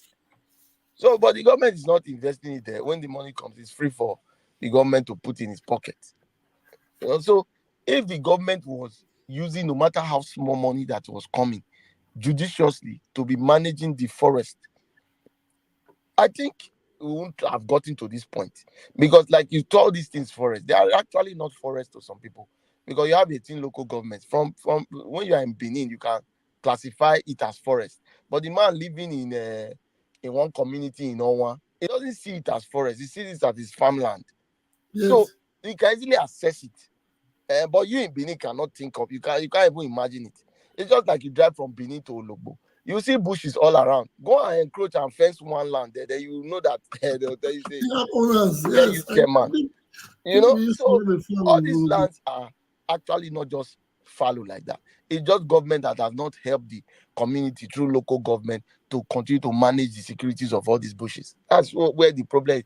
And it's all bad leadership. That is why we always continue to insist. These leaders we have, their brain is not working with us. We must push them out and, take back our country. Yes, thank you. It's always very, very, very interesting when you come on the program and you give us your analysis. We're all on the same page. We're all on the same page. It is funny. It is not funny. It's only funny when we see these things being put on the media. I don't know. The media should still be ashamed of publishing such. It looks like a comedy when you read these things about the giant of Africa. These kind of stories don't come out even in the smallest countries in the world.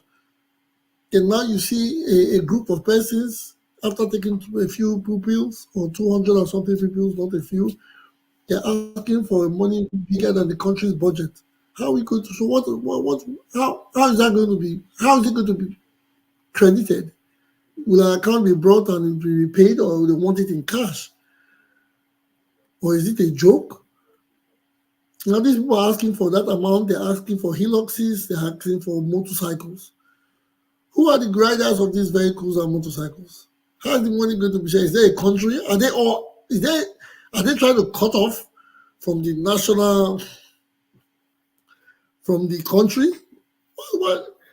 I don't know. But it's good you have given us your suggestion, which has educated us a bit, and we now have ideas. Like Mr. There's a comment from Mr. Nicholas Igbinovia.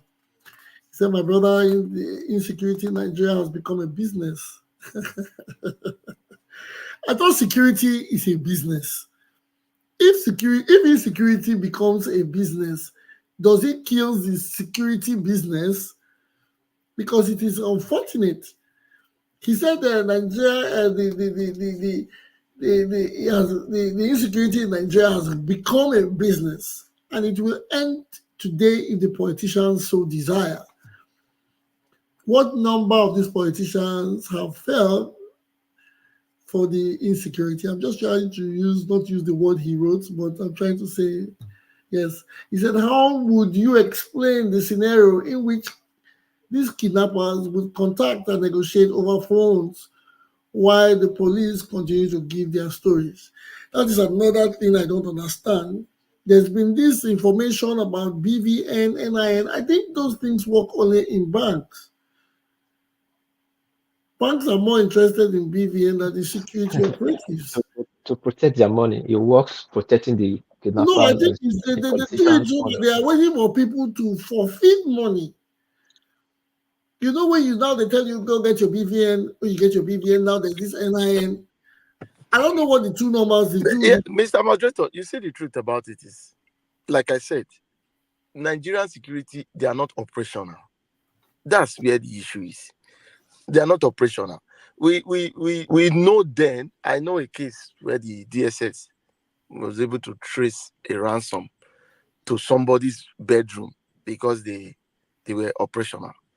Maybe they used this modern chip to Yes, maybe cheap or the bulk one bad of the and funds, yes, you know. funds. But we just see, trust me, the Nigerian military, police, and everything, they have really invested. They have invested their time, money, and lives on this battle. But because there's so much sabotage, we are not making headway. And like Nicholas said, the politicians are the ones sabotaging because they are actually choosing sides as any time they are not in power. So it is difficult actually still for these our operatives, especially when the command is coming from Abuja. Before it trickles down to where they have to be operational or to implement it is diluted, or it's of no value. The money that was voted maybe 1 billion, by the time it's getting down to who is going to be in the field, it Because is cut off. 2,000. Yes. So you can really get the work done. That's why states needs to be more involved. So even when we talk of telecommunication and everything, they are all trying, but the politicians, the politicians are not making it work. We know what we want now. We are discussing about state police. People are talking about how a state government is going to use it against for politics. But it's not Yes. possible for the state government to use it for politics. It's just Abuja not wanting to give it to the people. No, but again, for instance, I think that is a point. I'm not sure. Let's not digress. When you say state police, are these going to be police officers from the state? See, can I ask you a question? Go ahead. If you are employed as a national forest guard Good. and you are from Benin and you speak Benin very well, Mhm. and your close friend who both of you were employed from as national forest guard is from Enugu and is fair and speaks Igbo, and next thing you get a deployment letter that the forest you are going to protect is Sambisa, will you go? Why Sambisa? What have I done to go to It's a Sambisa? forest in Nigeria. Do I know the crannies of Sambisa? See, but that you are just like a soldier. When they employ you, they don't tell you where you will go. But yes, I As a know. police officer, they don't tell you where you will go. So they just deploy you to wherever. So I think if you are employed by a state and you are deployed to the bush of Irwa, it won't be too much of a case for you now. You understand? That is why we should change the security architecture of our country. It's obvious it's not working. You understand? If you look at the civil war, the amount of Eastern soldiers that were killed during the program was all those guys serving in Kano, in Kaduna majorly, So it became a difficult thing for them to function at that location, and all decided to go back to the east. So Nigeria has come through that route. We already understand that it is very scary for a non-speaking person to go to those interlands of wherever he's not from to function. So then why not just go with state police? It makes it easy for us to govern ourselves. Because the military is not going to tell you the number of deserters they already have. Igbo soldiers, other soldiers who might have been deployed and say, we know they do again. No. I know if it. So we don't need to wait for our military to be totally demoralized before we start taking action. That's what I think. So They are doing their best. They are trying to be operational, but the sabotage by politicians, it's not going to work. So let's deal with it.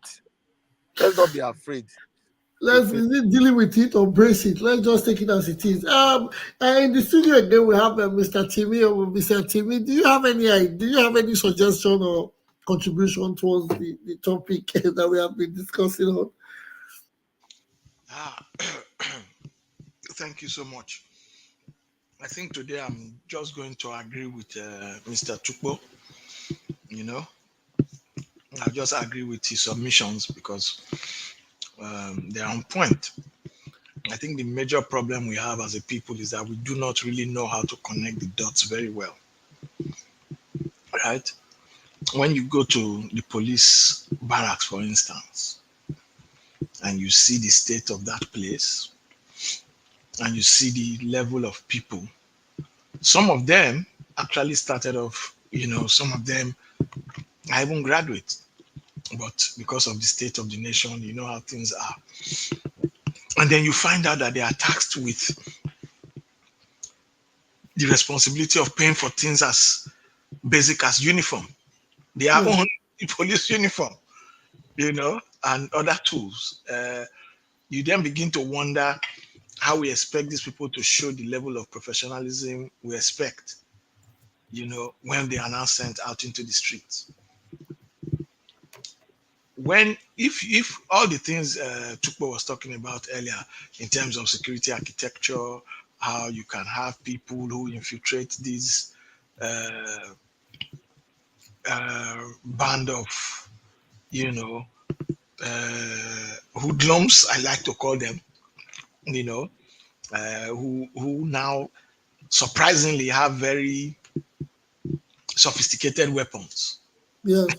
Within a state where if a youngster is found with a certain kind of firework, his parents may find it difficult bailing him. But you find people who have RPGs and all who don't even know how to. Let's not go into certain details, but who are not equipped, otherwise equipped for anything else in life. But they have these things. It goes back to what Chukwu was saying earlier. How do these people get access to AK-47s and RPGs and those kind of things within a system where the police force is manned by people who need to pay for their uniforms? I don't know. I think that's only it's only done only done in Nigeria. It is amazing. And I've seen it time without number, where when the police force or any of our military or paramilitary outfits are adequately incentivized, when they finish this work for you, you will understand that they actually have what it takes to deliver. I may not be able to give details, but there was a time when I was close to a case where somebody's car was removed from his house by one of the domestic staff. And because the man was wealthy enough to say, don't worry, I will sort you out. Just get me my car. I kid you not, within 13 hours, car, man, accomplices. We got that. Were found. Now they can work if they have to work. If there's a price. So, and just like Mr. Chukwu said, the situation it's all of us. It's every Nigerian really that needs to do better. Up to the point of even holding people accountable. Some of this question that is being flagged now, you say they are negotiating with you with phone number, right? Meanwhile, you have, like you said connect NIN, connect BVN, so that we know who. Don't even bother. Just start with who that SIM is registered to. Yes. Just start with that person first. And then you may find out that it was stolen 6 months ago. Okay, where was it stolen? And then you begin to have a trail. These people can investigate and get to the root of the matter if they need to, but they don't. And these are the issues. Well, but why don't they? Why don't they? Is it that there's no morale to do it, or they No, need some finances to do it? of the issues have already been highlighted by Mr. Tukpo. So a situation where a policeman is diligently doing his job. Yeah. As one time out of many, he now chooses or she chooses, let me do my job right this time. And they are pursuing that case. And then a call comes in from the FCT or wherever to say, stand down. You are left to your imagination as to why that call has come.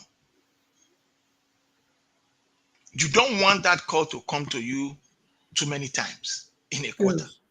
Yeah. So the next time you have such a case, the way you are navigating is different from how you are supposed to. You are going to Oga first to go and say, we actually have a call from a number. Or how do you want me to proceed? Oga is also saying, wait, let me find out. It's rubbish. It's rubbish because there's a playbook for how these cases are meant to be handled. Even on the front lines. On the front lines. I'm repeating things that have been said on this call. On the front lines, how is the morale of the man on the front? When you are on that front line, you are not even fighting. What the Marines always remind themselves is that I'm fighting for the man to my right and to my left, right? That way, if this guy is going to get home, it depends on me, right? If the person to my left is going to get home, it depends on me. So I'm taking responsibility for the two people beside me. And the two people beside me are taking responsibility for me. And the chain keeps going. So everybody is looking out for each other. And by extension, looking out for everybody. But a situation where some people are telling you, I need to go and pray because they want you, who is part of their team, to go to enter into an ambush and be waylaid and killed. I mean, it's a dangerous situation. It's a dangerous situation. And at the end of the day, we all just come and speak all this grammar and all and go back because there's hardly anything we can do. You go to the bank, my brother, like you were asking, all the information, the data they get, what do they use it for? Just today, somebody posted something. A lady came into a bank, obviously looking disoriented. A young man was with her. She withdrew 100,000, went out, came back again, not too long after. Thankfully, the operations manager was very perceptive and noticed and stopped that payment and was trying to see how they can arrest the situation. The young man who accompanied her got wind of what was happening and fled. Guess what happened?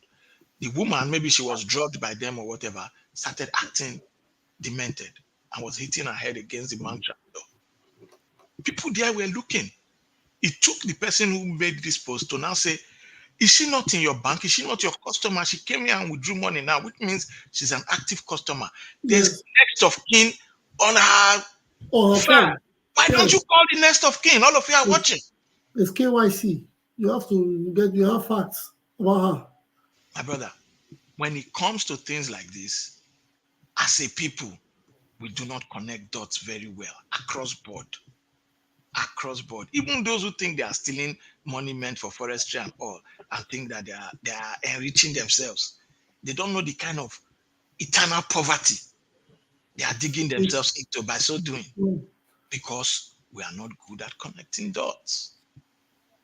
So a lot has been said today and all of them are valid. So let me not hog the mic.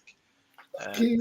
Thank you very much, Mr. T. And yes, I always like it when the suggestions or the opinions are coming from several people. And you have Tupo has given us a lot of analysis, and you gave us your own part, which is very interesting. Uh, if we have to talk about Nigerian security, we will not leave this place today. It's a lingering thing. It gets worse. It's more and more. It goes off on and on and on. But well, we hope it gets better, and we hope, our clergymen will say, we hope the Spirit of God touches their hearts so that things can change. Another topic for today is going to be brief because we have 10 minutes left for today's program. Today's program is going to be 2 hours, not 3 hours, because there's been a change in time.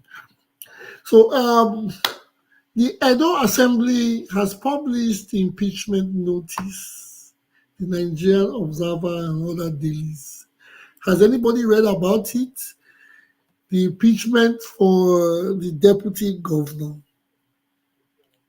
Uh, I don't know. Edo State is a is a is a very interesting state.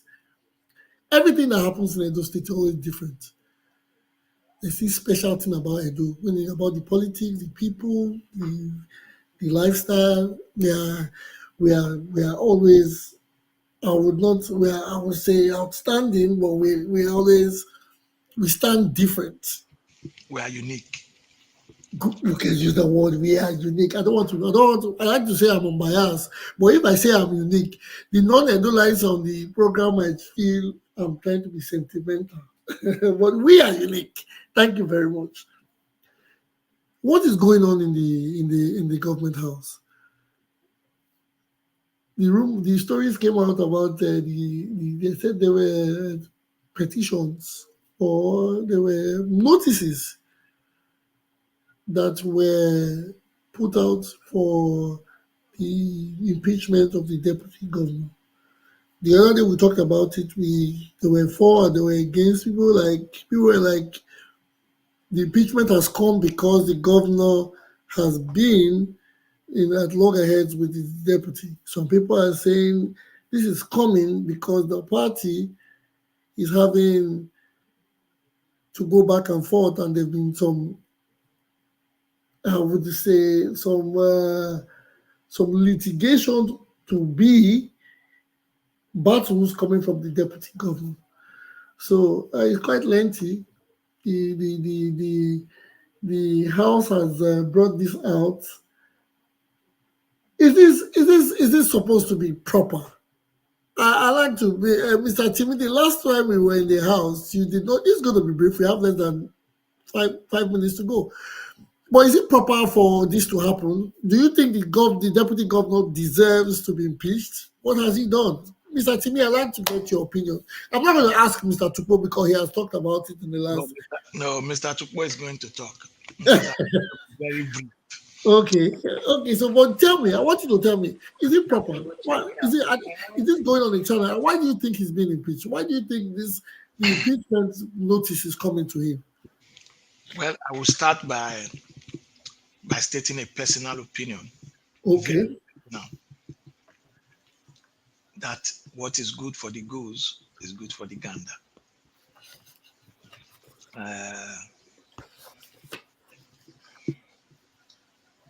Our people have a saying that if you cannot take the heat, you don't go into the kitchen.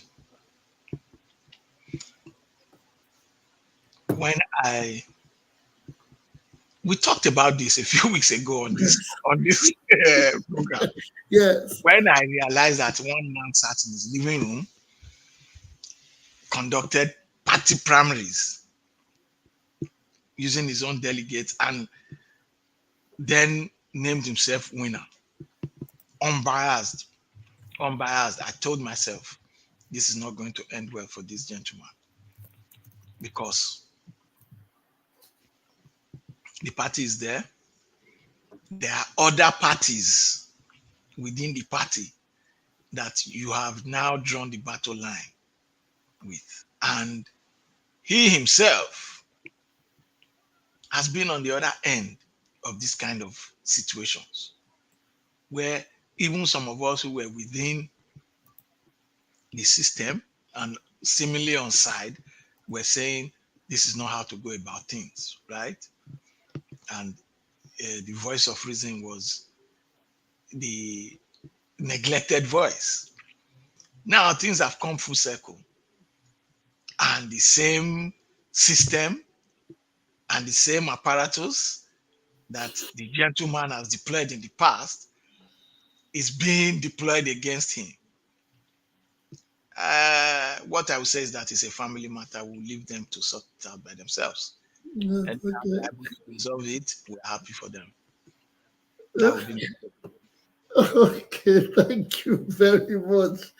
Well, he's a politician. He understands the rule to the game. Yes. So, and you want Mr. Tupo to make a contribution, well, make his contribution towards it. Mr. Tupo, please, can you give us a little contribution on this matter? We talked about it before, but please, I want you to give us your own contribution on because the impeachment notice is out. I cannot read it here, but the impeachment notice is out. It is quite lengthy, that's why I can't read all of it. But I would, yes, everybody will be privy to it at some point because I think it's like a breaking news now. So, Mr. Zupa, are you there? Yeah, I'm here. Okay. What do you think? Give us a suggestion. Give us your opinion on the matter. Well, for me, I will just use one paragraph now because I'm actually at the dentist. Okay. It will just be like what Timmy said. Will a leader who thinks of his people go into his house and conduct a primaries in his parlor? Is he thinking of his people or is he thinking of himself? So it all boils down to leadership. And that's why the House of Assembly themselves are doing what they are doing, because the whole process is a mess. I've not read the report to know whether the impeachment is okay. So you're all done. You can wait for the front All right. for the construction. Okay. Thank So you. that's where I can handle it for now. All right. The deputy governor is, yes, he has a few months left to go by and finish his tenure. My co-host, let me quickly drop small insight. Okay. I don't know. I don't know if Concord guys anyone talk. If you do not guys anyone talk, then I might quickly drop my little to say. Well, I read the charges just now. I not really understand some of the charges where they bring up. Which one be the parallel kingdom when they want to create? You mean say the deputy they create on that kingdom for VRB waiting? You know, the charges were just. Those are the notices. If you want clarity on that, I've not read this particular report. I read another one where they talked about the fact that he has brought some litigation against the party and his principal. But very clearly, this is linked to what I said earlier.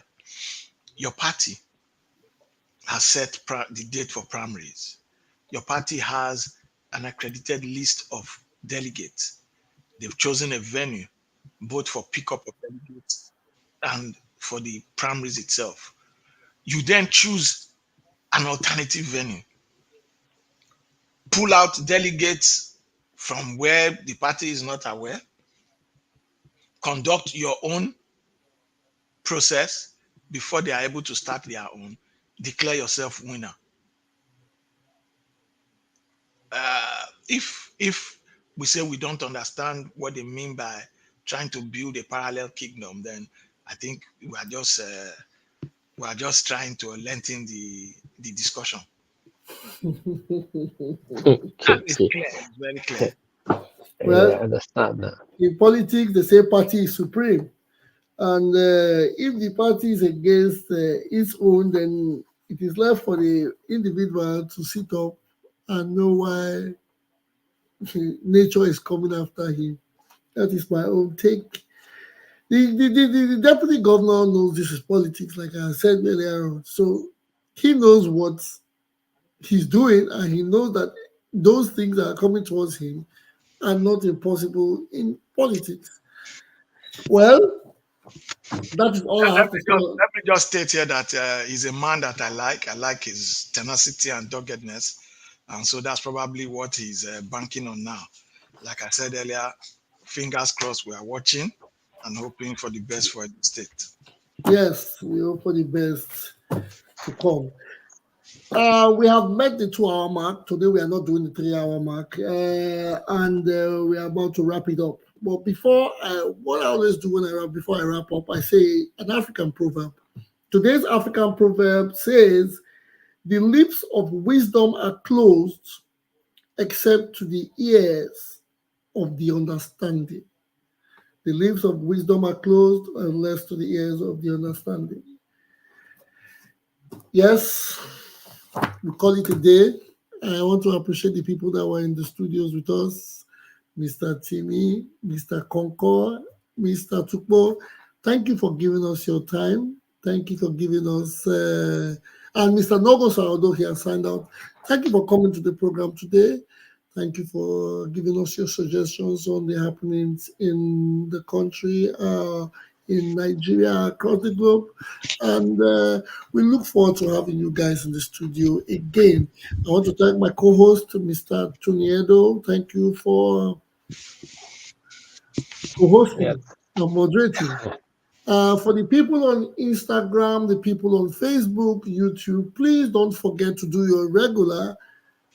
Click the like button, click the thumbs up button, share, subscribe, so that the algorithm could go faster, so that we and our information and the voice, the platform where we have our voice can be heard, can go viral, and we could have more people coming to share their views on matters. Thank you again for coming. Thank you for having us. Thank you, Mr. Thank you, everybody. Thank you. Yeah, Thank you. bye. Thank you. Thank you. Thank you.